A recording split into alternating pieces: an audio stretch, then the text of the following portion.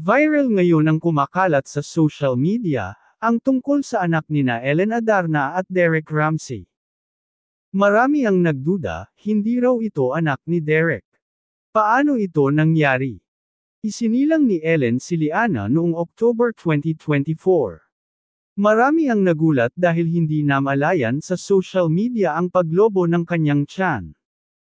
Sa isa namang Instagram post ni Ellen, kung saan may mga nagtatanong kung bakit hindi nahalata ang pagbubuntis niya, nilinaw nitong hindi niya itinago ang kanyang pagbubuntis.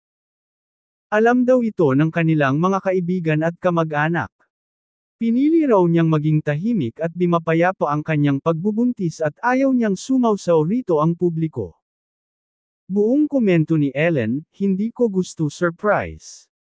Alam naman ng friends and family and di ko naman tinatago when I go out, crop top ako kahit malaki tiyan.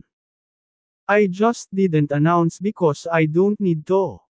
I want a quiet and peaceful pregnancy. Last thing I need are opinions from people I don't know and unsolicited advice. Samantala, hindi nga pinalampas ni Derek Ramsey ang komento ng isang netizen, na nabalitaan daw nitong tunay na anak ng aktor ang anak nila ng asawang si Ellen Adarna. Sa kanyang Instagram story kagabi, February 20, 2025, ibinahagi ni Derek ang screenshot ng nasabing komento ng netizen.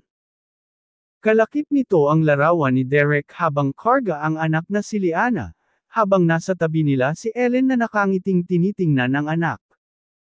Ayon sa netizen, nabalitang nagpa-DNA test di umano si Derek at nadiskubre nitong hindi siya ang ama ng anak nila ni Ellen. Buong komento ng netizen, "That's not his baby. It was on the news that he did a DNA test and he wasn't the baby daddy."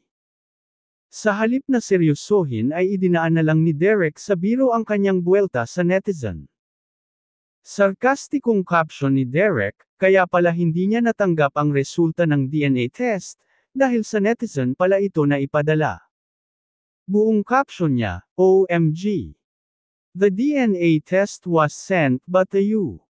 Kaya pala hindi ko nakuha. Tila wala ngang katotohanan, ang kumakalat ngayon sa social media, na hindi anak ni Derek ang baby nila ni Ellen Adarna. Komento ng isang netizen, tigilan na raw ang pagpapakalat ng fake news.